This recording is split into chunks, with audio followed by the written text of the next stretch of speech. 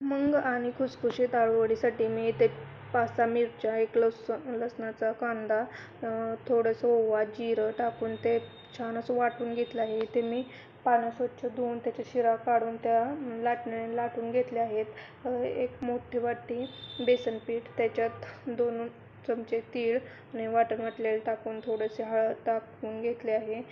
चवीनुसार मीठ टाकून नंतर थोडं थोडं पाणी घालत आपण हे बॅटर पातळ करून घेणार आहोत.